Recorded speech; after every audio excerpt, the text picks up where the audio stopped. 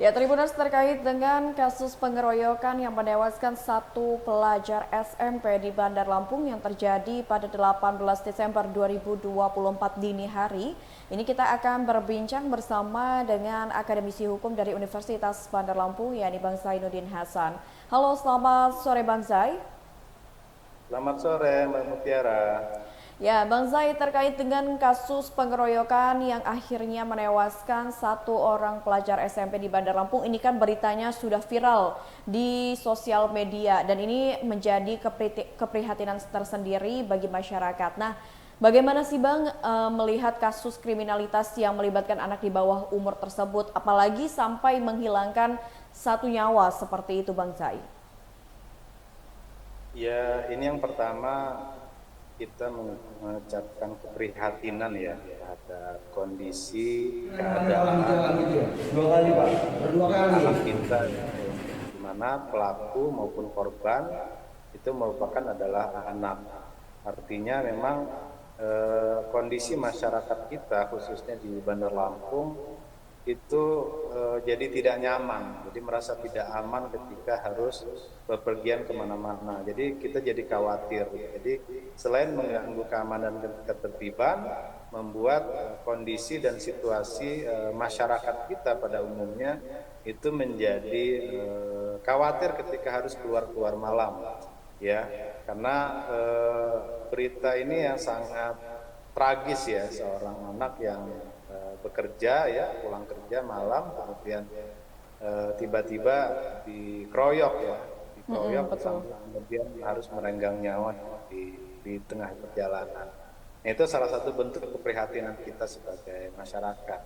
Tentu saja harus ada peran ya, mulai dari semua pihak, mulai dari pendidikan, kemudian pencegahan maupun penindakan. Dan peran ini tentu saja tidak hanya melibatkan aparat penegak hukum yang memang sudah harus sewajarnya melakukan patroli ya setiap malam, bahkan sampai dini hari. Kemudian dari pihak masyarakat dalam hal ini keluarga juga memberikan pendidikan kepada anak-anaknya agar supaya ada pemberlakuan gitu ya. Dan ini juga didukung oleh pemerintah daerah, adanya pemberlakuan jam malam, jam berapa harus keluar, atau ada tindakan-tindakan tertentu kalau memang menjaga ya, penjagaan ketika memang harus ada bekerja di malam hari.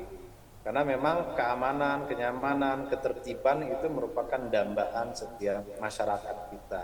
Dan itu yang harus dijaga di kota Bandar Lampung yang kita cintai. Selamat Oke. ya.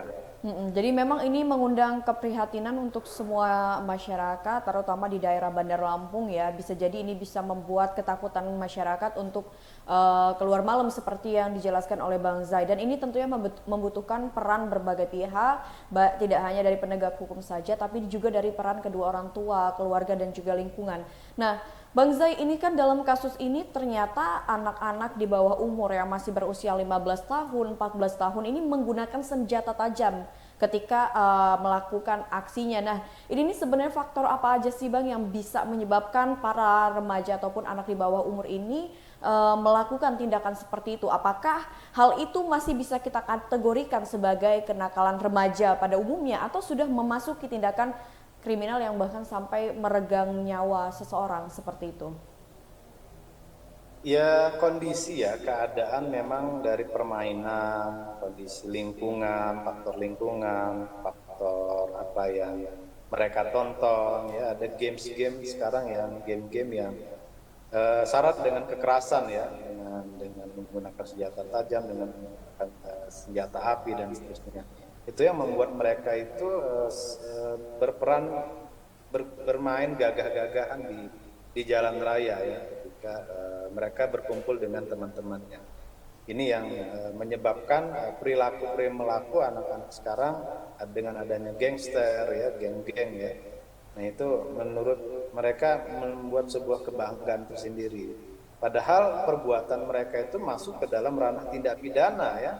Jadi selain mengganggu ketertiban umum dengan membawa senjata tajam, apalagi senjata tajamnya dengan ukuran yang besar-besar, itu sudah bukan hanya tidak hanya mengganggu ketertiban umum saja, tapi juga sudah mengarah kepada tindak pidana ya, tindak pidana apalagi sampai membuat menghilangkan nyawa seseorang. Itu sudah ranah tindak pidana. Walaupun memang pelakunya kan pelaku anak-anak ya, pelakunya memang anak ya, pelakunya anak ya. Banyak yang sebut sebagai anak di bawah umur. Walaupun di dalam hukum pidana itu tidak ada istilah anak di bawah umur ya, adanya anak dan dewasa ya. Ketika dia di bawah 18 tahun, undang-undang itu disebut sebagai anak. Nah, akan tetapi perilaku mereka ini sudah sangat dewasa sekali ya, dengan membawa senjata tajam, bahkan ada yang senjata api, bahkan pernah beberapa kejadian beberapa bulan dan tahun yang lalu di Bandar Lampung.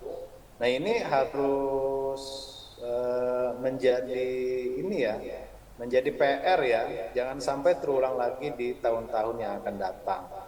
Artinya razia harus sering dilakukan, penindakan, pendidikan, pencegahan harus segera dilakukan dengan 3P tadi ya.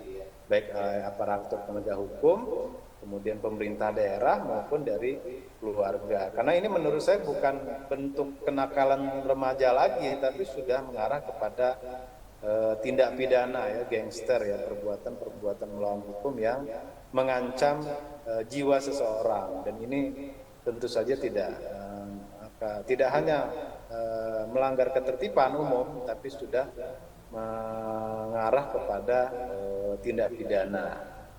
Oke, Bang Zai, ini kalau misalkan tadi seperti yang dijelaskan oleh Bang Zai, bahwasannya kan memang tersangkanya ini masih dalam kategori anak. Nah, bagaimana sih Bang seharusnya sikap pihak kepolisian dalam menangani kasus ini? Ketika kita tahu bahwasannya para tersangka yang berjumlah lebih dari 2 orang ini merupakan orang-orang dengan kategori masih anak yang tadi sudah dijelaskan oleh Bang Zai. Nah, ini nanti kan ada 2 konsepnya. Bagi yang bukan pelaku ya, belum, ini kan ada konsep pencegahan dan penindakan. Ketika untuk proses pencegahan tentu saja kan bagaimana anak-anak ini dilakukan proses pendidikan tadi ya, bagaimana diberikan arahan, diberikan masukan. Nah, karena mereka juga kalau anak ya statusnya juga sebagai korban sebenarnya. Nah, tapi bagi yang sudah sebagai pelaku, nah ini tentu saja kita sudah melihat ada aturan-aturan, walaupun dia masuk ke dalam Undang-Undang Perlindungan Anak, ancaman pidananya juga yang dikenakan adalah tentang Undang-Undang Perlindungan Anak. Nah, itu kita bisa lihat ancaman pidananya berapa. Nah, jadi harus dibedakan memang ketika yang sifatnya aktif dan sifatnya pasif. Karena kan ada anak itu yang ikut-ikutan awalnya. Ikut temennya, akhirnya jadi pelaku. Nah, ini yang kita khawatirkan. Banyak geng-geng ini awalnya adalah ikut-ikutan. Nah, bahkan kadang-kadang karena dia kondisi anak usianya adalah SMP ya, bahkan ada yang SMA, itu kalau nggak ikut itu diejek, dikucilkan dan seterusnya gitu. Jadi memang harus dirunut ya. Kalau dalam hukum pidana itu hukum pidana material ya, mencari kebenaran yang sesungguhnya, mencari latar belakang yang terjadi seperti apa, sehingga memang penegakan hukum dalam hal ini benar-benar bisa diurai ya. Penegakan hukum ini benar-benar bisa memberikan efek dan memberikan keadilan ya bagi semua pihak.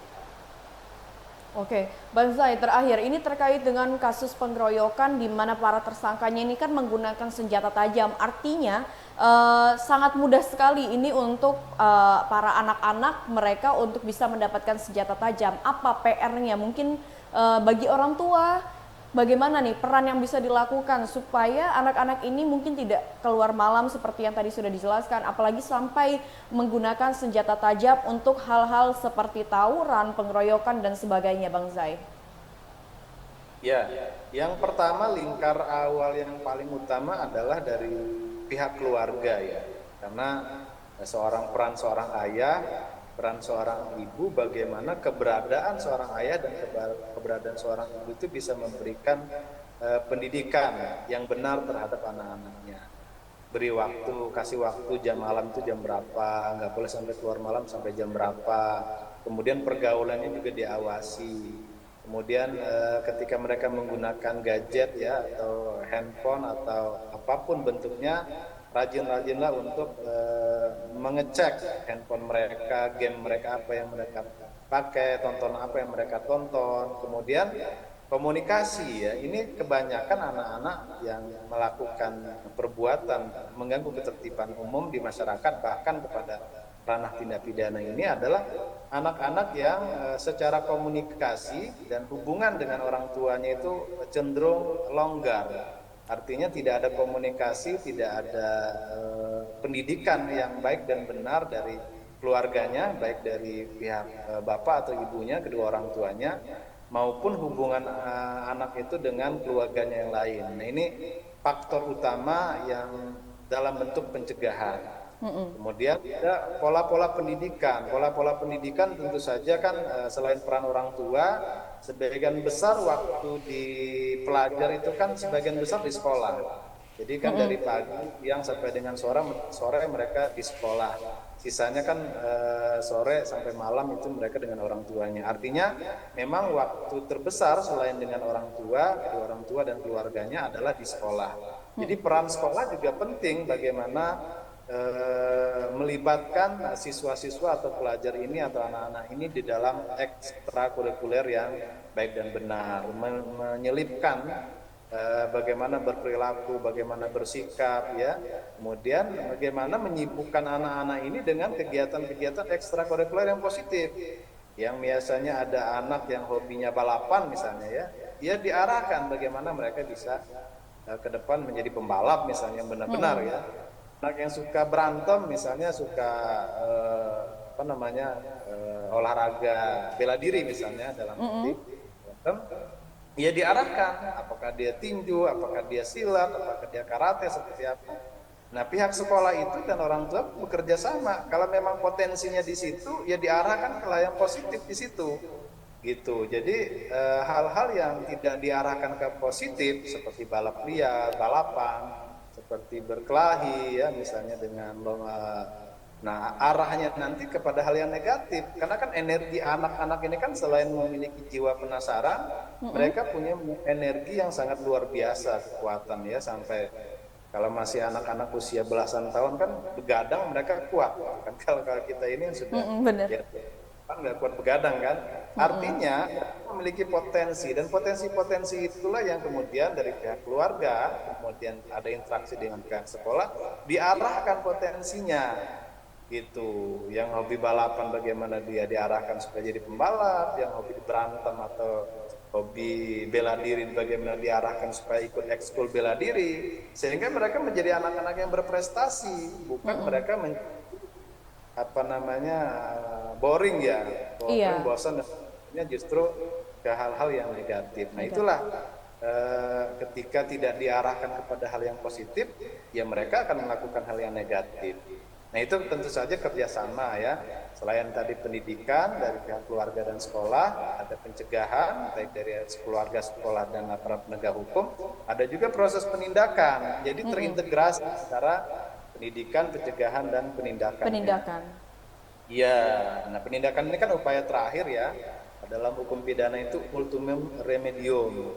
Nah, bagaimana bisa mencegah di awal dulu agar supaya tidak terjadi hal-hal tersebut. Nah, ini kan menjadi pelajaran karena di Bandar Lampung ini kan sudah beberapa kali saya berkomentar, ada yang pakai senjata api, ada yang pakai senjata tajam. Nah, ini kan berulang.